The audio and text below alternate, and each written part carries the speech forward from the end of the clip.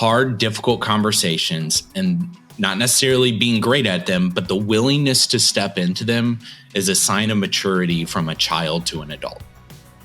Okay. There are a lot of 30, 40-year-old children running around your organization, all out in the world. They're everywhere. The sign of an adult is someone who is willing and able and okay that it won't look pretty, but to walk into difficult conversations.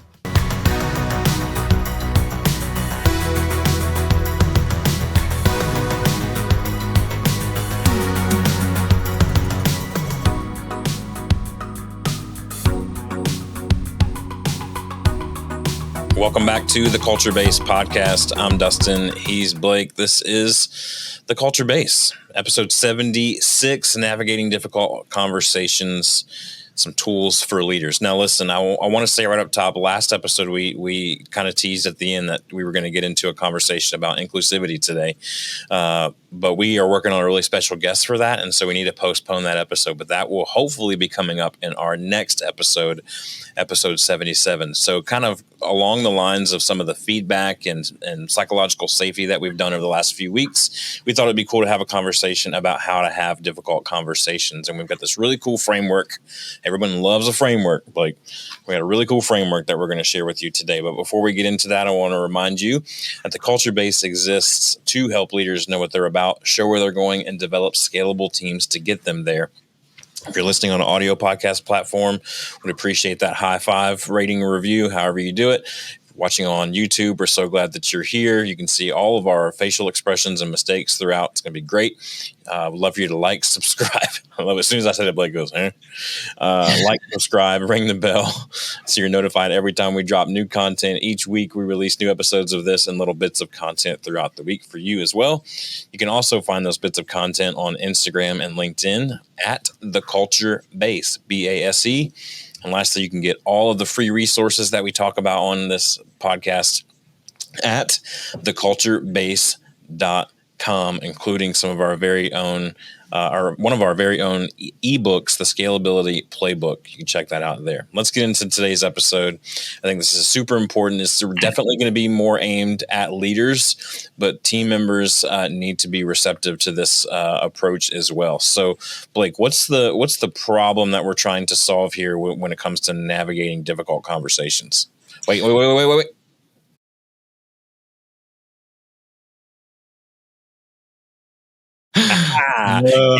good one. Got him. Go ahead. Seriously, go. So the problem, why are difficult conversations important? First off, we don't have growth without tension. You just will not have growth if there is not some level of tension.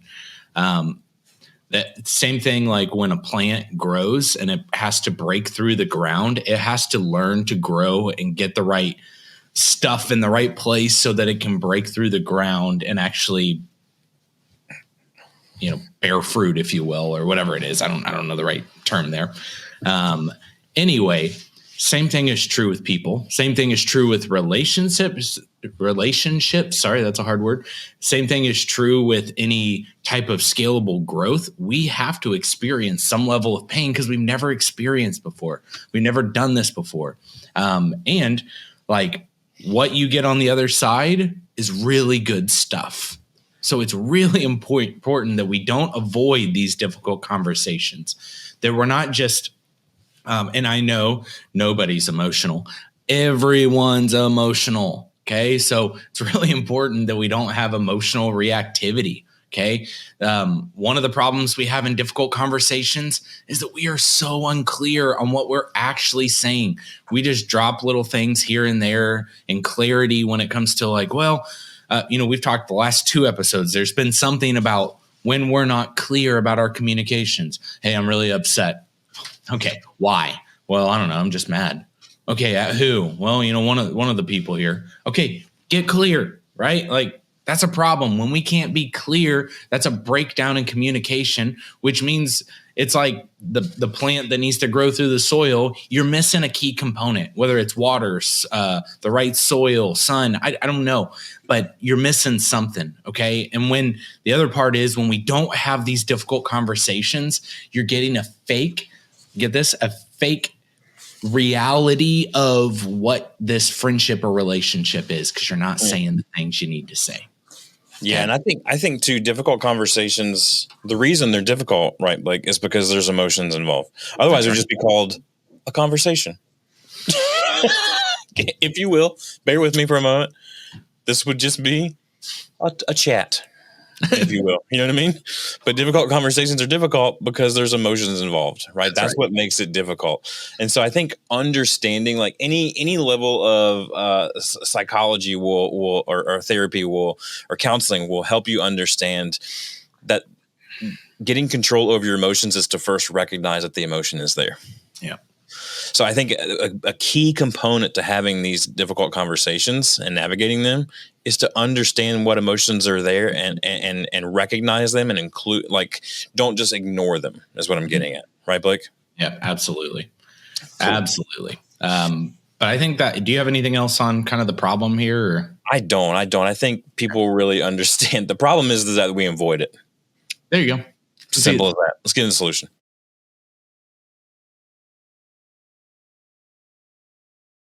All right, so there's a couple of really cool frameworks out there for how to navigate these difficult conversations. We're going to share one with you in the podcast episode here right now. And then when we're done, I remembered as we were starting this recording that I have a really great book that I want to share with you to navigate this as well. And it has its own framework in there if you don't like ours.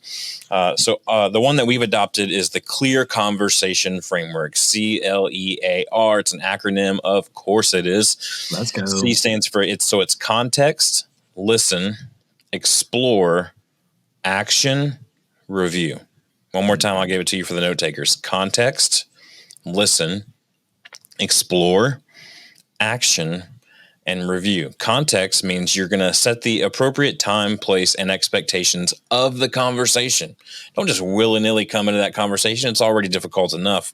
Make sure you have a plan.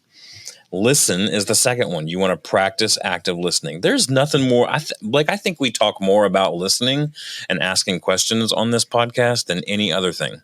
Do you think there's something here to that? I feel like there might be a hidden thing there. I swear. There's something there, though. We're going to figure it out one day. Anyway, the E is for explore. Yeah. Investigate the perspectives and underlying concerns. Listen, the problem is rarely the problem. It's usually something else there. Right. So this is the surgery part of it. This is where you really kind of dig into the conversation and go, but what's really going on? Because it's very rarely the issue that is at the surface level that someone brought to the conversation. Right. Yeah. A is for action. You want to develop. You don't want to just leave the conversation. Well, we had it, so we're good to go.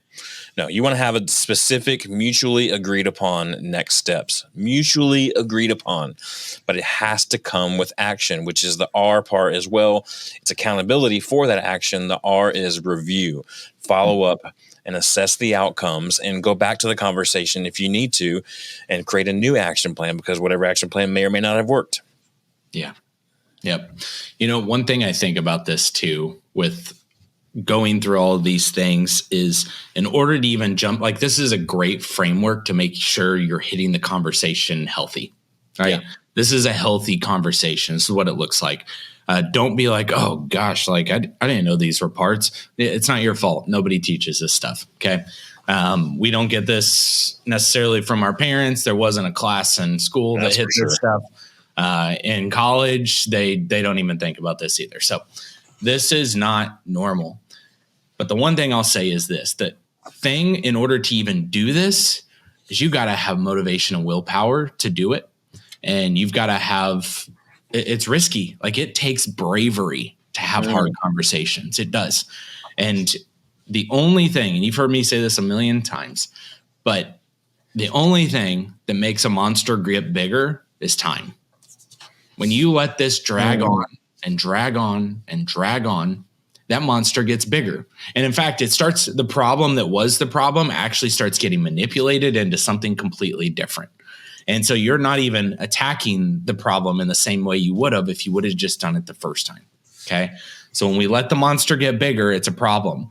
If there is this, it's like, the basketball goals that can get lowered, even in a gym, a school gym or something, you can lower them. Like, I love the idea of dunking on a 7-foot goal with a basketball, and the higher it gets, the harder it gets. And by the time it's at 10 foot, you got me looking like a dummy, barely sweeping the net. Okay. And then as I come down, throwing my back out, because that's just where I'm at in life now. But this is essentially the same type of thing. The more time you let for that goal to go higher and higher, or that problem to get bigger and bigger, the harder it is to take on, and the more motivation, the more willpower it's going to take it on. So I just want to say that. I love it. Let's get into the action steps.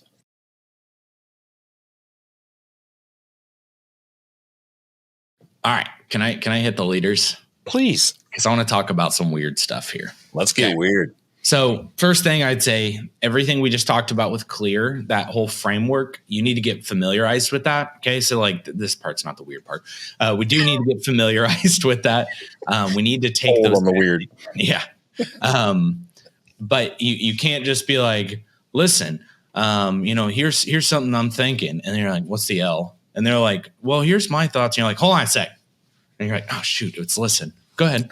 Like, you need to get familiar. You need to make this common vernacular for you. You need to have that framework in your head. So that would be the first thing. The next one comes from an idea of a book called Psycho-Cybernetics. Okay. This is weird. This is where I get into the woo-woo side, and you're going to be like, this is stupid. There is something behind the act of visualization. And I don't mean imagination. Well, I do mean imagination, or imaginative acting. Okay. And you can be like, oh, this is weird. BS. You've been in your car having a conversation with someone else in your head, saying it out loud. You do it already. Okay. There is this concept that we will not take on. We tend to not take on hard things that we haven't yet experienced. Okay. So we're afraid to take on the dangers of that which we have not yet experienced. The thing that's super cool about our minds is that they don't know the difference. I mean, they do, but they don't know the difference between imaginative and actual. I'm going somewhere with this, I promise. They don't know the difference between that, which means that closing your eyes and visualizing the conversation and going through it and going through the objections. This is like sales 101, by the way. Salespeople write scripts. They go through, they role play, and it seems weird, but what they're doing is getting used to objections. They're getting used to when someone starts talking, stopping and listening. They're going through the Clear model and actively, imaginatively doing that. And if you think, oh, no, that's not true. The imagination and the actual, it can totally tell. Okay, at night when you're dreaming and you wake up sweating because you had a nightmare from a googly monster that was running after you. Was that googly monster real? No, but your body thought it was. Okay, so that's why I'll tell you, prove me otherwise. But I would just say, start going through visualization, go through the conversations, see the wise thing to say in response, because you know what you're really good at? Hindsight responses. When you're driving away from a hard conversation and you wish, dang, I wish I would have said this. I wish I would have thought this. I wish I would have prepped for this. That's classic. What's that? That's classic George Costanza. Yeah. George Costanza in Seinfeld, he gets reamed out or ridiculed by his boss in front of everybody in the conference room. He leaves. He's driving home from work. He's super mad. He's replaying the conversation in his head, and he's like, oh, yeah, well, the jerk store called, and they're running out of you. And he's like, I should have said that. And he whips the car around, and he goes back in there and says it. That's what made me think of. I'm sorry. No, that's good. Don't do that. But do visualize, yes. Because what you're doing right there is you're building your toolkit to know how to in a healthy way, respond to difficult conversations, how to engage in difficult conversations. Okay. This is you growing your emotional awareness and your regulation skills. So much of hard conversations is heightened emotion. both sides' emotional level, if you're usually at a 6, is probably at a 9 or a 10. Okay. Both sides, because they don't know what's happening. They're afraid of what's happening. I have found, and this may be the last thing I say here, I have found that one of the things that helps me in a hard conversation is out loud to the person saying, hey, I'm uncomfortable talking about this. This is a hard conversation, but I just want to be transparent before we get into this. Like, my emotions are high. I want to make sure that we can say things in a level head. It's just like almost like saying it kind of deflates it a little, deflates some of the emotions. So those are just some tools I'd like to give to the leader as right before they dive into that hard conversation. Those are incredible. For team members, I'm going to list these off quickly because they're all really good, and I want to keep it episode short today. But for team members, you need to learn to recognize and name the emotions professionally. You need to understand to recognize those emotions. We talked about that earlier on. You need to practice active listening techniques. You have to be a good listener. You have to if you're going to be a part of these difficult conversations. Yeah. You need to develop the skills in giving and receiving feedback. We talked about that in the last episode. You need to build resilience through self-reflection. Look, if you take everything personally, we're not going to get there, and that's tough for me. Enneagram 4, I take the most things personally, but you have to learn to understand that it's not you; it's the thing that we're talking about. Mm-hmm. And then last, create personal boundaries and communication preferences. You need to be clear and upfront, like Blake just said. Look, this is difficult for me. I'm willing to go here. I'm not willing to go here. Understand that about yourself and include it in the conversation. One thing I'd like to add here real quick is if you're a leader, if you're a team member, doesn't matter. I think this needs to be said for everyone.